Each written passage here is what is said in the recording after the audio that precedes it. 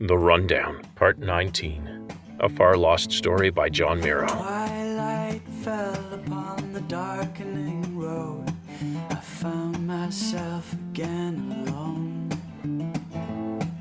Street lights went out by one, by two, by three. Now reveled in the shadows that had grown. Yes, I reveled in the darkness I had known. Pesh's family lived in a decent apartment in a safe neighborhood in Little Terra, on the far side of Piertown from Metro. Nick spent almost an hour with Pesh's wife, Penny, and the kids. She made him eat sympathy cookies sent by the neighbors. He sat at the circular family table where he'd spent so many happy meals with Pesh and Penny in the past, laughing and avoiding swooping, nipping Manta children. Now she made him recount the attack on Willer and Pesh's death in painstaking detail. She said nothing until he was done. She'd perched on the table, tails coiled beneath her, mouth graspers holding her tail tip still, and listened. When he was done the story, she thanked him in a hollow, quiet voice and rose back into the air to walk him to the door. Outside the door, Nick tried to find the right words. "Do you need anything, Penny?" She floated in place, tails and graspers hanging limply. "We'll be fine. Lots of money. Pesh died on duty." Nick looked past her, back into the apartment. All 11 children were perched by the window, looking out, all still and utterly silent. "At least I don't have to have number 12, Penny joked. Typical Manta, Nick thought, pushing pain away with humor. 11 is going to be a handful to parent with only my 2 tails to lash them with. One of those tails finally moved, curling lightly around Nick's wrist. He could feel her trembling. "Pesh wanted one more," she said, as if confessing some wrongdoing. As if it were her fault Pesh wouldn't have his 12th. "I'll find Roland Bird," Nick promised. "He'll pay." It wasn't enough, but it was the only thing. Penny hugged him tight, her second tail whipping around his neck. "I'll come back soon," he promised. "You better," she said. Her voice was steady, but her body trembled harder. "Your family. I'm not done cooking for you yet." Her tails tore free of his neck and wrist with a sting, and she farted and whipped her wings once, pushing her back across the threshold into the apartment. "Bring pieces of him back for us to eat," she said, her voice finally breaking. Before Nick could think of what to say, she slammed the door. Nick stared at the door, fighting the sting in his eyes. All he could do was silently promise her again Roland Bird would pay. "I trust you have no intention of carving up my prisoner for a Manta justice feast," came a soft voice from behind him. Nick whipped around to see Liaison Officer Tyson standing at the bank of elevators. Nick's eyes widened, then narrowed. He replayed the moments before he left Tyson in his cell, and his fingers began patting down his jacket before freezing, feeling something stuck to the fabric on the inside of the elbow. "Your masters and mine have made themselves clear on that, I hope," Bird continued, as Nick tore the tiny fabric tracer free and flicked it away. "Bird returns with me to answer publicly for his crimes." Nick had to look away from the guard cop to clamp down on his emotional reins. "He killed my partner." "He killed my brother," Tyson replied, in his too quiet voice. "That's right," Nick laughed, incredulous. "And here you are, cool as a hydraulic coolant tank, ready to fetch him back to your overlords. What did the guard do to you?" Tyson's eyes flashed. Nick couldn't tell if it was anger or hurt. It passed, whatever it was, and Tyson pushed a button to summon the elevator. "Now you've delivered your respects, can we get to work?" Nick felt his rage melt away with his strength. His shoulder ached. His collarbone ached. Hell, everything ached. Whatever the Jerd had put in his veins at the hospital was gone. His body needed to eat, and his nerves needed a drink. "Follow me," Nick muttered as he walked past, entering the elevator. "You follow, and you listen, and you do what I say. Should be no problem for you since you're so happy following orders." Tyson followed him into the elevator for the second time that day. And for the second time that day, somehow, neither man threw a punch.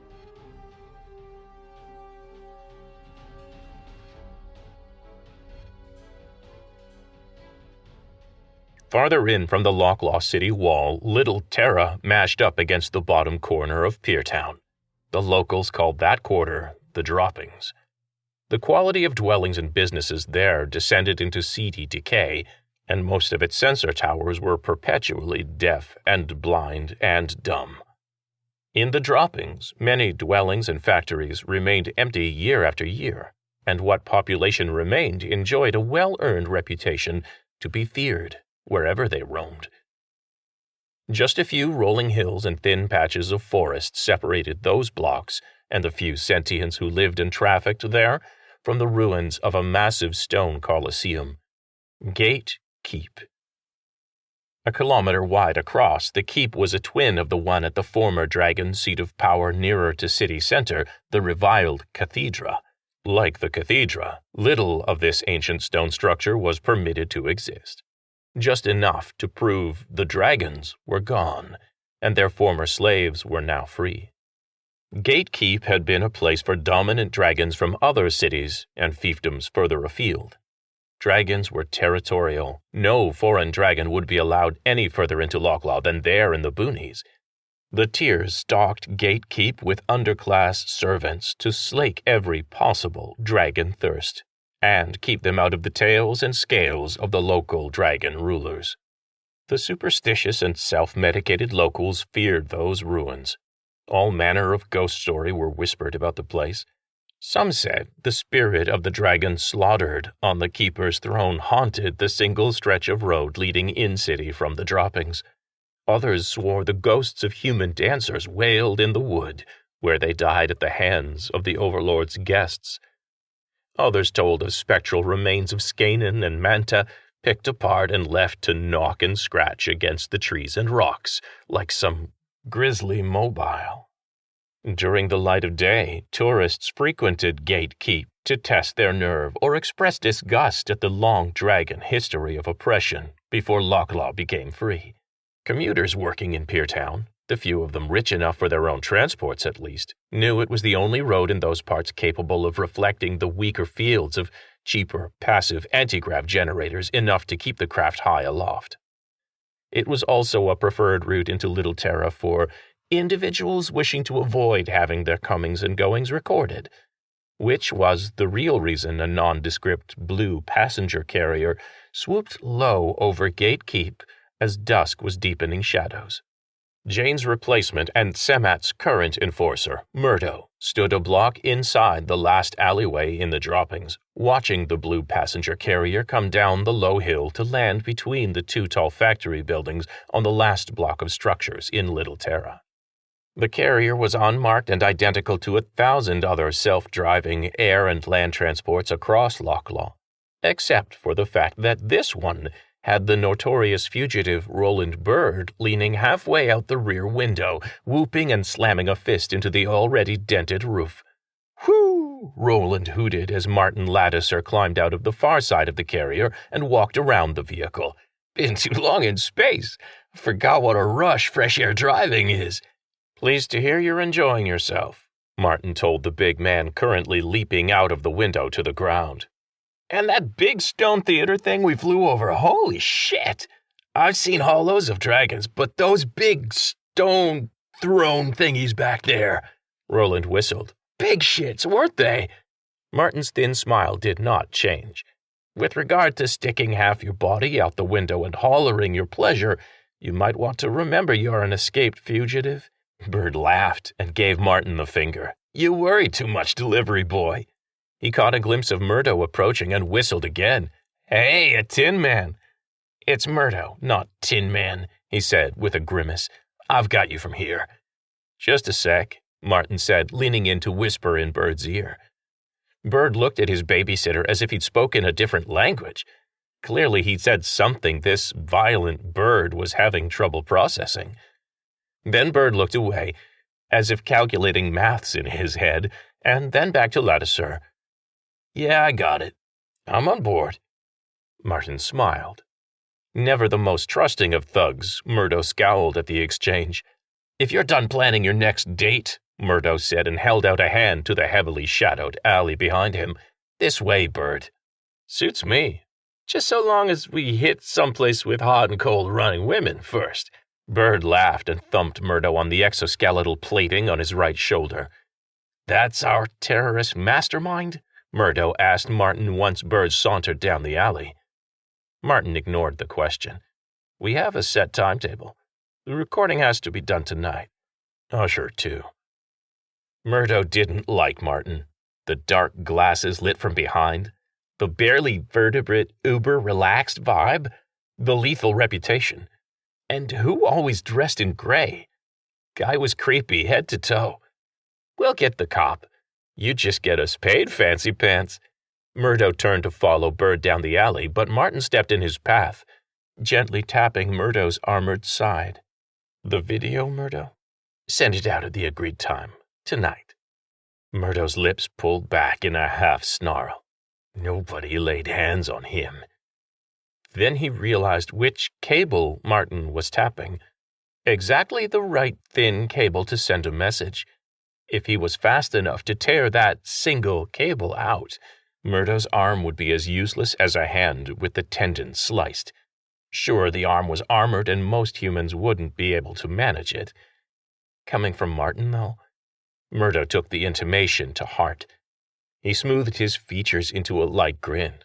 "Of course, you got it," Murdo agreed, but he seethed inside. Martin smiled a sickly, thin smile, tucked his hands in his suit pants pocket, and turned his back on Murdo. "Why is Samad in bed with these people?" Murdo wondered, watching Ladisor walk calmly back to his carrier. Doing business with that sociopath and a politician? Murdo always thought his boss was smarter than that. Murdo stomped down the alley where Bird was waiting. "Come on, we got work to do." "I get my wick wet first," Bird said firmly. "What?" Murdo asked. He turned back to the mouth of the alley, uncomfortable with the suit being behind him. But Martin had already disappeared. Creepy.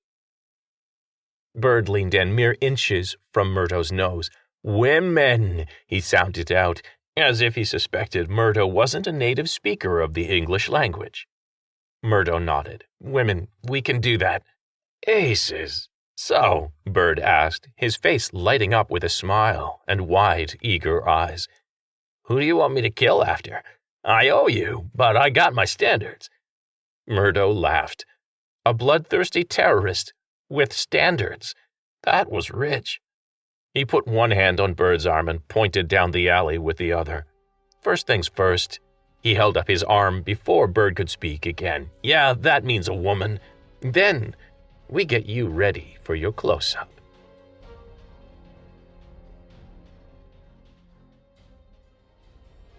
You have been listening to The Rundown, a Farlost story, written by John Miro. Learn more at servingworlds.com. Opening music, Everything Is Not What It Appears, kindly provided by Nate Maingard at natemaingard.com. Closing music, Full On, by Kevin MacLeod of Incompetech.com. If you like what you hear, you can become a patron and support more stories at patreon.com/servingworlds. Thanks for listening. See you next week.